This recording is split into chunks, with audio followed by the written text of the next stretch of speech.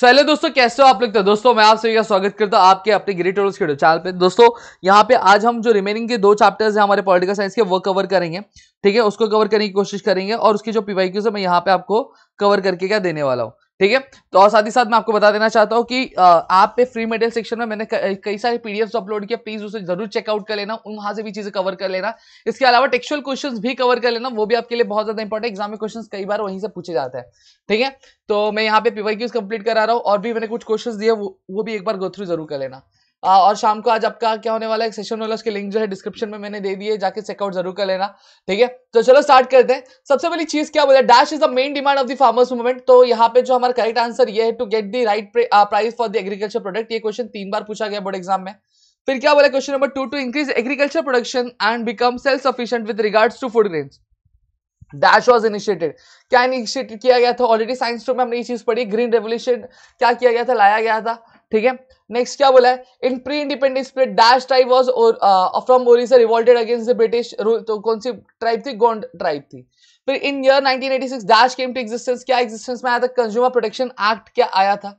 फिर अब यहाँ पे क्या बोला है, state whether the following statement are true और false, give reason for your answer. पहला क्या बोला है, consumer movement came into existence. तो आंसर क्या है, स्टेटमेंट ट्रू है, सही बात है। क्यों आया था, अब ये समझेंगे। Consumer face many problems because of changes in social and economic system. अब कंज्यूमर्स जो थे वो बहुत सारा प्रॉब्लम फेस कर रहे थे, किस रीजन की वजह से, आपके जो बहुत सारे जो बदलाव हो रहे थे सोशल स्ट्रक्चर में, इकोनॉमिक सिस्टम में, इसकी वजह से उनको बहुत ज्यादा दिक्कत क्या फेस करनी पड़ी। Some of this problem include food adulteration, rising price and cheating in the weights and measures. और कई सारे प्रॉब्लम्स ऐसे थे जहां पर उनको जो खराब खाने दिए जाते थे, प्राइस बढ़ा दिया जाता था, वेट और मेजर्स में उनको चीट किया जाता था। फिर साथ ही साथ to protect the consumers, the consumer protection act was introduced in year 1986।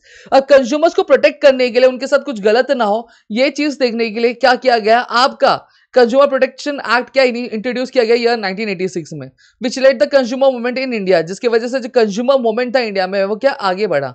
This law helps protect people from different types of fraud. ये क्या करता है, ये हेल्प करता है क्या आपके कंज्यूमर्स को, ठीक है, जो अलग अलग फ्रॉड्स होते हैं उन अलग अलग फ्रॉड से बचने में। ठीक है, नेक्स्ट क्या बोला गया, the movements do not need strong leadership. अरे भैया आंसर गलत है। क्यों गलत है, क्योंकि लीडरशिप के ही बलबूते पे तो मूवमेंट चलता है। मूवमेंट होता क्या है वो समझेंगे। मूवमेंट बेसिकली कलेक्टिव एक्शन होता है, जहां पे अलग अलग जो लोग होते हैं वो आते हैं और एक साथ एक पर्टिकुलर गोल के लिए क्या काम करते हैं। और इस मूवमेंट को जिंदा रखने के लिए, आगे बढ़ाने के लिए हमें एक स्ट्रॉन्ग लीडरशिप की जरूरत भी क्या पड़ती है। The leaders of the movement as well as the participating people provide the necessary information to the government।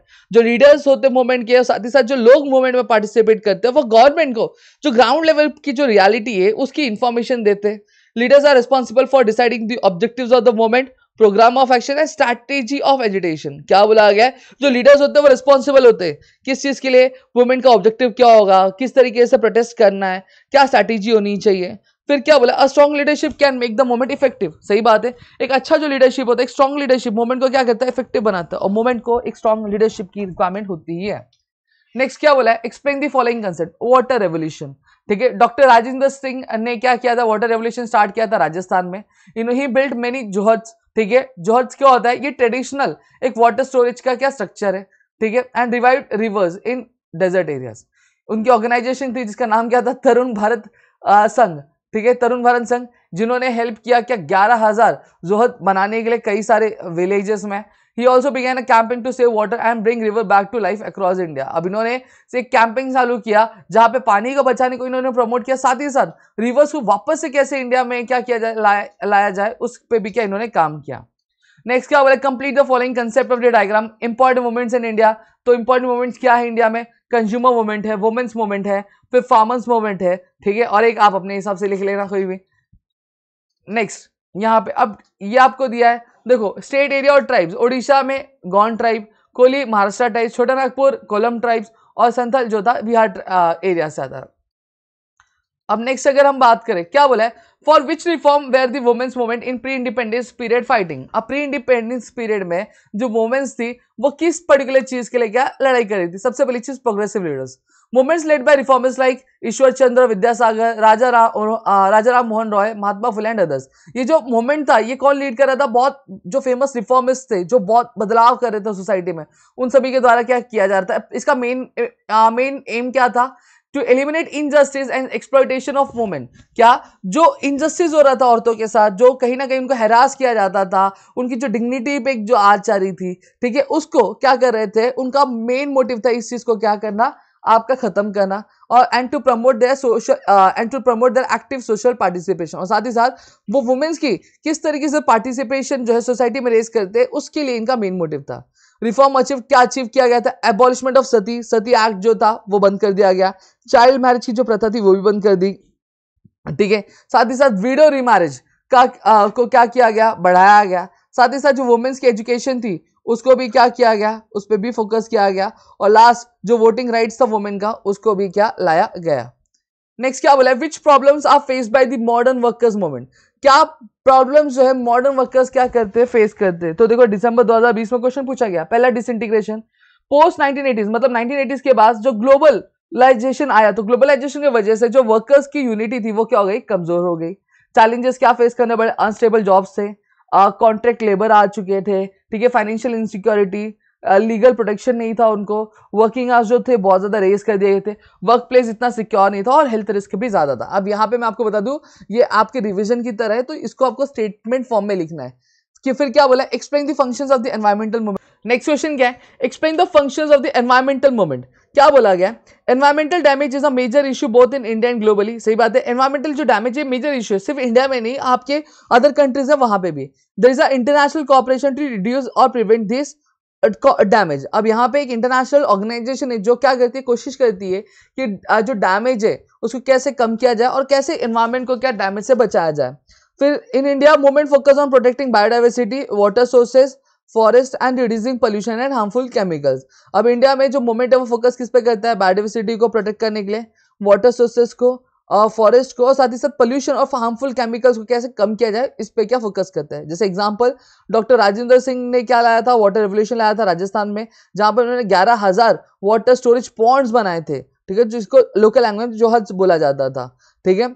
तो in village through this group, और उनके ग्रुप की मदद से का नाम क्या था, तरुण भारत संघ। अब लास्ट क्वेश्चन इसका, explain the nature of the farmers movement in India.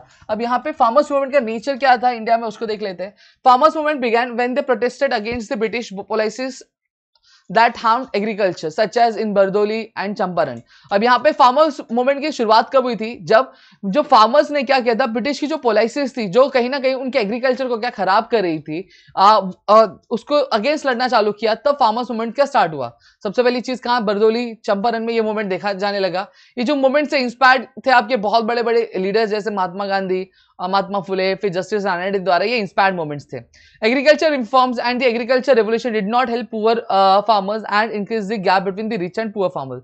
जो एग्रीकल्चर में बदलाव हुए थे, ग्रीन रेवोल्यूशन आया था, ये गरीब जो फार्मर्स थे उनको किसी भी तरीके से हेल्प नहीं किया, ठीक है। ये एक तरह का सिर्फ उन्हें ही हेल्प किया जो रिच फार्मर्स थे, और एक तरह का एक बहुत बड़ा गैप देखने मिला क्या, रिच और पुअर फार्मर्स के बीच में। This led to a strong farmers movement specially among the poor farmers. अब यहाँ पे इसकी वजह से एक स्ट्रॉन्ग फार्मर मूवमेंट सामने देखने मिला हमें, ठीक है, स्पेशली आपके पुअर फार्मर्स के बदौलत। Farmers demanded fair prices for crops, treating agriculture as a industry. अब यहाँ पे फार्मर्स जो थे वो डिमांड कर रहे थे क्या, फेयर प्राइस डिमांड कर रहे थे, किसके लिए, क्रॉप्स के लिए। साथ ही साथ एग्रीकल्चर को एज एन इंडस्ट्री वो क्या करना चाहते, ट्रीट करना चाहते थे। Following the Swaminathan commission suggestion and providing डेप्ट रिलीफ। की farmers organisation include Shetkari Sangathan, भारतीय किसान यूनियन एंड ऑल इंडियन किसान सभा। और यहाँ पे जो की फार्मर्स ऑर्गेनाइजेशन थी उन सभी के नाम दिए, देखो, जैसे शेतकरी संगठन, भारतीय किसान यूनियन, और साथ ही साथ ऑल इंडिया किसान सभा। तो ये हमारे 4th चैप्टर से जितने भी पीवाईक्यूज पूछे गए थे, प्रीवियस में क्वेश्चन पूछे गए, ये मैंने इंक्लूड कर दिया। अब चलते हमारे अगले क्वेश्चन की तरफ दोस्तों, यानी 5th चैप्टर की तरफ दोस्तों। अब चलो बढ़ते हैं हमारे नेक्स्ट चैप्टर की तरफ, जिसका नाम है challenges faced by the Indian democracy. क्या बोला गया, the major challenges faced by all democratic nations in the world is, क्या थे वो, कौन से इश्यूज थे, वो थे आपके deepening the roots of the democracy. फिर क्या बोला, state whether the following statement are true और false, give reason for your answer. Alertness is required to sustain democracy, हाँ भैया आंसर ट्रू है। क्या बोला, डेमोक्रेसी एक सिस्टम है जहां पे that always needs to be keep growing and improving. Democracy basically एक ऐसा सिस्टम होता है जिसे हमेशा क्या ग्रो होना रहता है और हमेशा इससे इंप्रोवाइजेशन जरूरी होती है। Just choosing democracy is not enough, सिर्फ डेमोक्रेसी चूज करना ही इनफ नहीं होता, we need to make real efforts to make it work properly. यहाँ पे हमें क्या करना पड़ता है, डेमोक्रेसी चुन लिया बात खत्म हो गया, नहीं, ऐसे नहीं होता है, हमें एक रियल एफर्ट्स लेना पड़ता है ताकि उसे हम क्या प्रॉपर्ली वर्क करवा सके। We must recognise threats to democracy early and solve them in fair and democratic ways, that's why we need to stay aware and alert. यहाँ पे हमें हमेशा डेमोक्रेसी में क्या थ्रेट्स आ सकते हैं, ठीक है, उनको किस तरीके से सॉल्व किया जा सकता है डेमोक्रेटिक वे में, ये हमेशा हमें एनालाइज करना क्या आना चाहिए। फिर क्या people may lose confidence in the democratic process due to corruption during elections, तो स्टेटमेंट क्या है, ट्रू है। Democracy make sure that the people from different parts of society are represented, democracy हमेशा ध्यान रखता है कि सोसाइटी में जो अलग अलग कम्युनिटी है, अलग अलग जो स्ट्रेटा, उनमें से हर एक बंदे को क्या एक इक्वल रिप्रेजेंटेशन मिलना चाहिए। The election process is the way to ensure that people can take part in choosing their leaders. Election process basically एक तरीका है जहां पर हमें यह बतलाता है कि जो लोग हैं वो क्या कर सकते हैं, वो अपने लीडर्स को खुद चुन सकते हैं। However sometimes corruption affects the election process with things like fake voting, bribing voters or kidnapping voters. This can cause people to lose trust in democratic system. हालांकि कुछ बार ऐसे भी होता है कि जो करप्शन होता है वो इलेक्शन प्रोसेस में क्या को इफेक्ट करता है, जैसे फेक वोट्स लाना, ठीक है, वोटर्स को घूस देना, वोटर्स को किडनैप कर लेना। इसकी वजह से कभी कभी हो सकता है कि डेमोक्रेटिक सिस्टम को लेकर एक ट्रस्ट इशू क्या क्रिएट हो। फिर क्या बोला, करप्शन बोला गया। करप्शन ऑलरेडी पता है, करप्शन बहुत ज्यादा है इंडिया में, ठीक है, पब्लिक सेक्टर में। करप्शन एट बोथ पॉलिटिकल और एडमिनिस्ट्रेटिव लेवल पे जो गवर्नमेंट की जो एफिशिएंसी उसको क्या करता है, कम करता है। इसकी वजह से क्या होता है, डिले होता है गवर्नमेंट के काम में, पब्लिक सर्विसेज जो होती है वो खराब होती है, और साथ ही साथ फाइनेंशियल मिस्टेक्स भी होते हैं। फिर क्या बोला, third, this leads to dissatisfaction and distrust among the people towards the government. अब इसकी वजह से होता क्या, डिससैटिस्फैक्शन और डिस्ट्रस्ट क्या क्रिएट होता है, किसके बीच में, पीपल्स के बीच में होता है, किसके टुवर्ड्स, गवर्नमेंट के टुवर्ड्स। करप्शन जो इलेक्शंस में होते हैं, जैसे वोटर्स को ब्राइब देना, फेक वोट डलवाना, वोटर्स को किडनैप करना, ठीक है, ये कहीं ना कहीं जो लोगों का जो विश्वास है डेमोक्रेटिक सिस्टम पे वो क्या कम होता हुआ दिखाई देता है। इसलिए हमें कुछ कदम लेने चाहिए जहां पे हम क्या कर सकते, करप्शन को रोक सके, आपके गवर्नमेंट और एडमिनिस्ट्रेटिव लेवल पे, दोनों पे ही। साथ ही साथ हमें पर्सनल लेवल पे भी ध्यान देना है। करप्शन तभी बढ़ता है जब हम करप्शन देते हैं, अगर हम करप्शन देंगे ही नहीं तो करप्शन बढ़ेगा क्या, नहीं बढ़ेगा, तो वो चीजें भी ध्यान देनी है। फिर क्या बोला है, explain the following concept, criminalisation of politics, more criminals getting involve in the politics is a big problem for democracy. सही बात है, जब क्रिमिनल्स बहुत ज्यादा इन्वॉल्व होने लगते हैं पॉलिटिक्स में तो डेमोक्रेसी के लिए एक बहुत बड़ा प्रॉब्लम चल के आता है। फिर political party sometimes allow people with criminal records और corruption charges to run for office. कई बार जो पॉलिटिकल पार्टीज होती है वो क्रिमिनल रिकॉर्ड वाले लोगों को क्या करती है, वो इन्वॉल्व करती है, ठीक है, इन्वॉल्व करती है कि वो भी आए और पॉलिटिक्स का ज्वाइन करे। इसकी वजह से this makes money and power play a bigger role in the politics. अभी हमें दर्शाता क्या है, हमें ये दर्शाता है कि पॉलिटिक्स में जो है पैसा और जो पावर होता है वो एक ज्यादा बड़ा रोल क्या प्ले करती है। इसकी वजह से क्या हो सकता है, आपका वॉयलेंस हो सकता है इलेक्शंस के दौरान। फिर क्या बोला है, what are the challenges before Indian democracy. Indian democracy के सामने क्या क्या चैलेंजेस हैं, देखो, कम्युनलिज्म, टेररिज्म है, नक्सलिज्म है, करप्शन है, क्रिमिनलाइजेशन ऑफ पॉलिटिक्स है, सोशल चैलेंजेस है। ये डेमोक्रेटिक वैल्यूज क्या है, freedom, equality, liberty, development, secularism, humanitarianism, ये सब लिख सकते हो। फिर क्या बोला, what efforts are undertaken, What efforts are undertaken to bring transparency in political process? क्या efforts लिए गए ताकि ट्रांसपेरेंसी ला सके आपके पॉलिटिकल प्रोसेस में। पहला क्या है, judiciary in India is working hard to make politics more transparent. जो जुडिशरी है, हमारा जो थर्ड पिलर है, वो कहीं ना कहीं बहुत सारे एफर्ट्स ले रहा है ताकि पॉलिटिक्स को और भी ज्यादा क्या ट्रांसपेरेंट बनाया जा सके। To stop criminals from entering politics, the courts have put measure in places like giving strict punishment to criminals and stopping them from participating in politics. अब कहीं ना कहीं क्रिमिनल्स की जो इन्वॉल्वमेंट है पॉलिटिक्स में वो कम करने के लिए कोर्ट्स क्या कर रही है, कोर्ट्स अलग अलग मेजर्स ले रही है, ठीक है, ताकि स्ट्रिक्ट से स्ट्रिक्ट पनिशमेंट क्या दी जा सके क्रिमिनल्स को और उनको रोका जा सके कि वो पॉलिटिक्स में इन्वॉल्व ही ना हो। Public policies should be made by talking to the people. Public policies जो है वो कैसी बननी चाहिए, लोगों से बात करके बननी चाहिए, including those who are not in power.